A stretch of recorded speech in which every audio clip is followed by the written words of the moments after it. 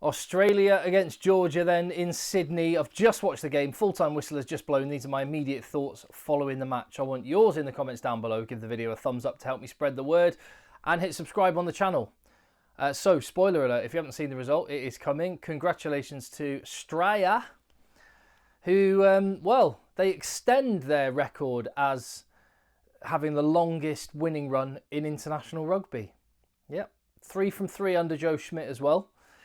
And lots to talk about. 40 points to 29, the final score.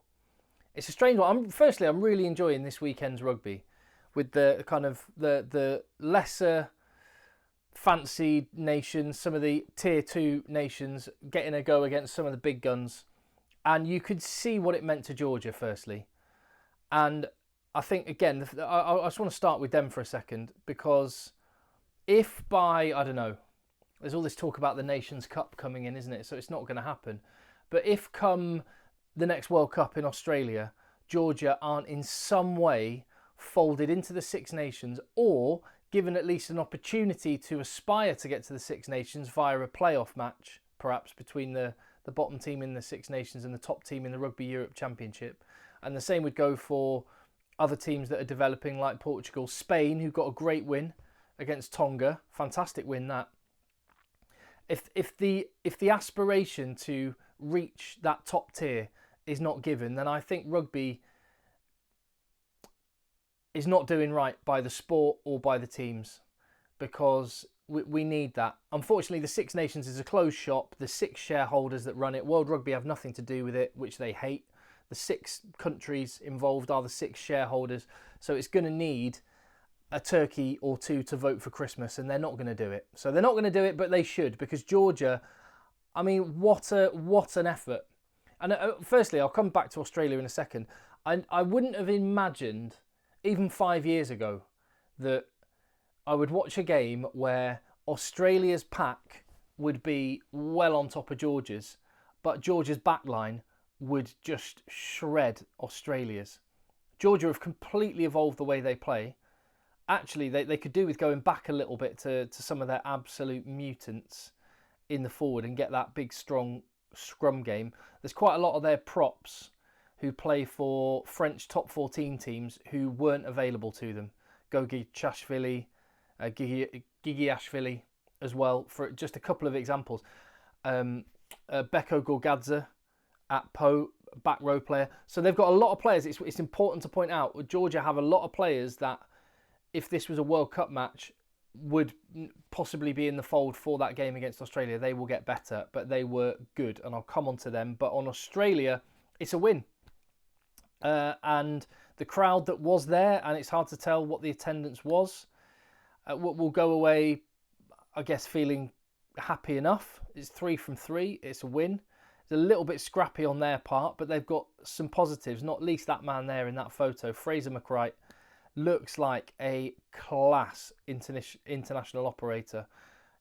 Someone who is taking the mantle from Hoops and Pocock and some of those great names of the past. He looks like he could be a great name in the years ahead. And along with Bobby V, Rob Valentini, they've got something they can hang their hat on. They've got an identity, and you can see what Joe Schmidt is doing. There's a lot of work for him to do, but you can see what he's doing. He's trying to play tempo. He's trying to play intricate little offloads. He's trying to have a very organised, well-drilled set piece, and we saw that. Most of Australia's good play came from line-outs, mauls, little tip passes between the forwards. Actually, it sort of went to pot a little bit when they gave the ball to the back line, which is strange watching an Australian team. When I think of Australia, and when I think about the teams that I watched growing up, Australia was always just wild skills, amazing individual skills, instinctive attacking play, and fantastic backs all over the shop. It's going to take some time for that to develop, but the forwards, Joe Schmidt is having an impact on, and guys like Nick Frost just working his nuts off. You can see there's just an attitude, particularly in the forward pack, just that the effort is there. And they will keep getting better. They need to, because in just a couple of weeks they play again. 3 weeks, isn't it?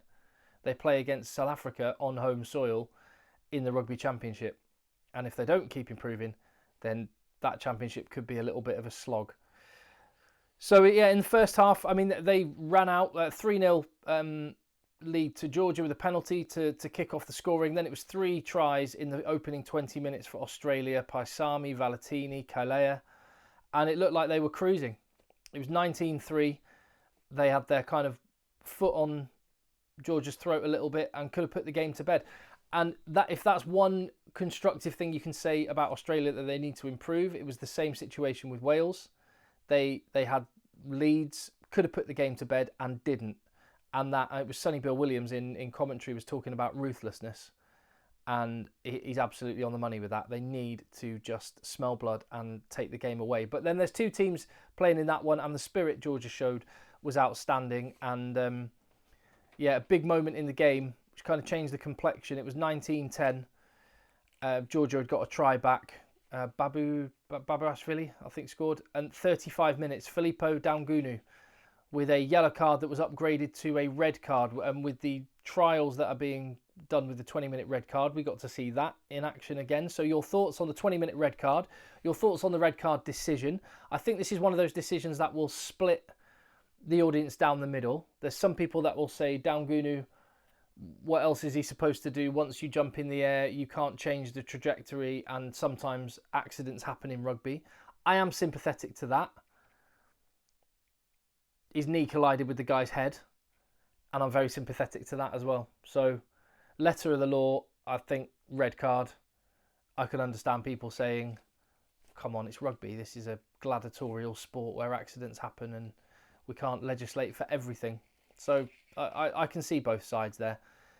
20-minute red card.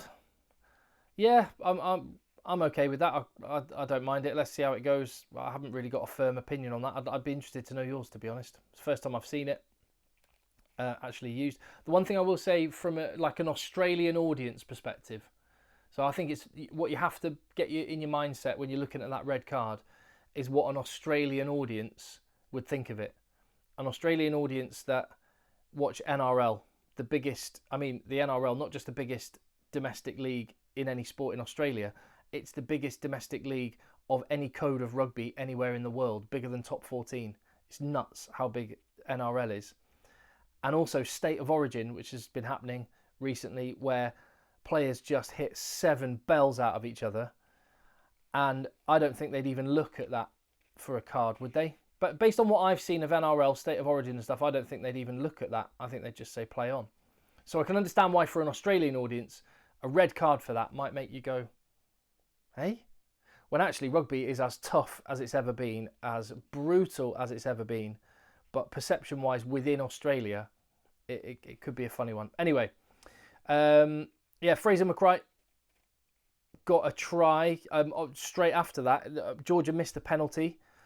And then Australia went up the other end and scored from a really good maul, organised maul. And that was a 10-point swing. And you thought, just before half-time, which made it 24-10 at half-time, you thought, or 26-10 at half-time, you thought, well, there you go. That was the game right there. Georgia could have closed the gap to 6.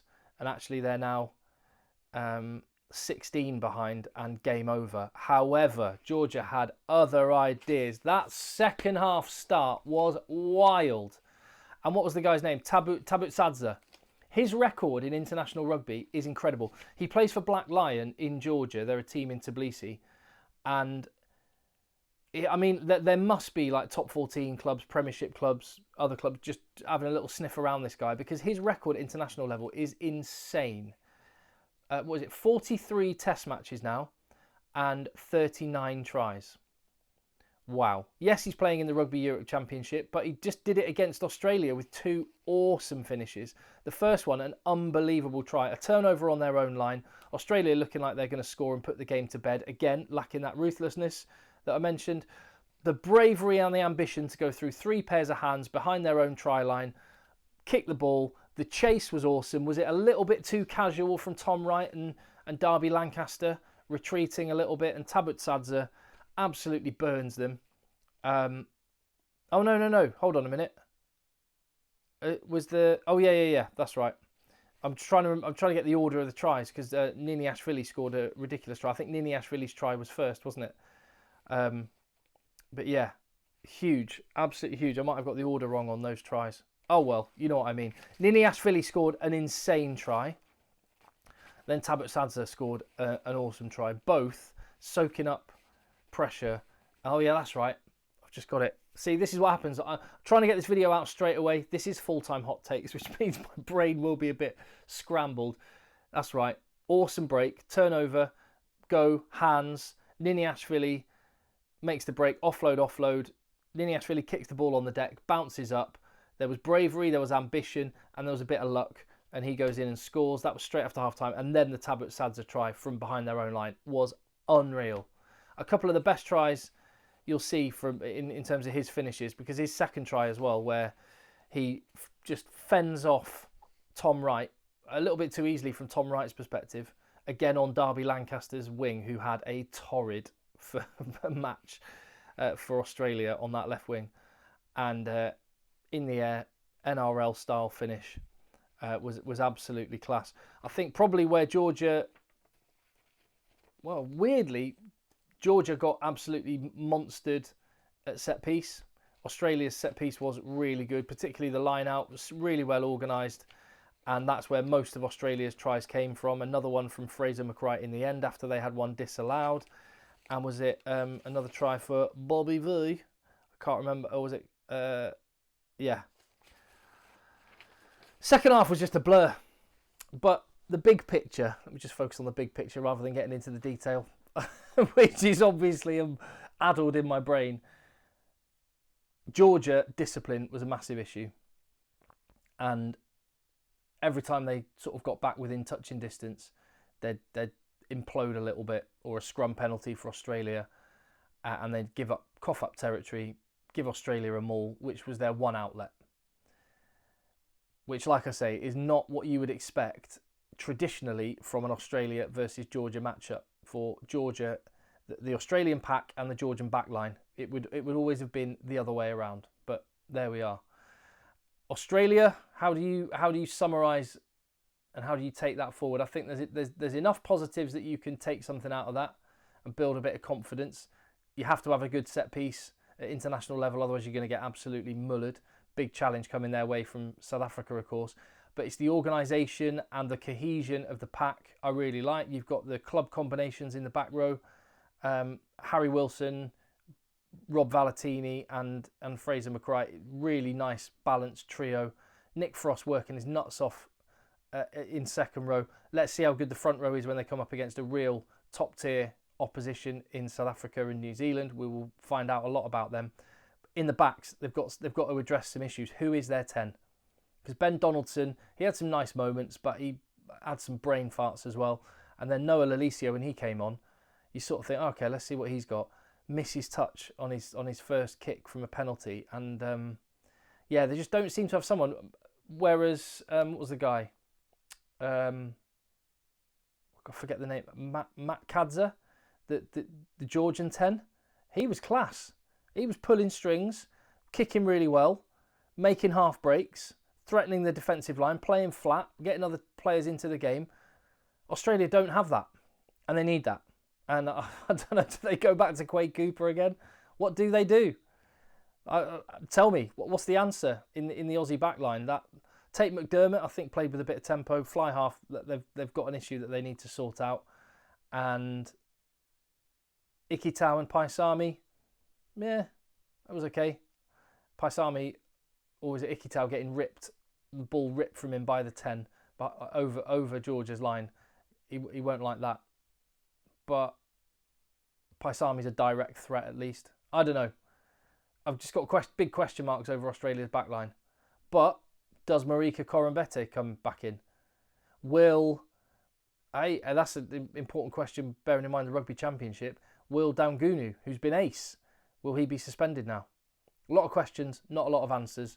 But Australia, let me just go back to the very start, they do have the longest winning streak of any team in international rugby. And Joe Schmidt is 3 from 3.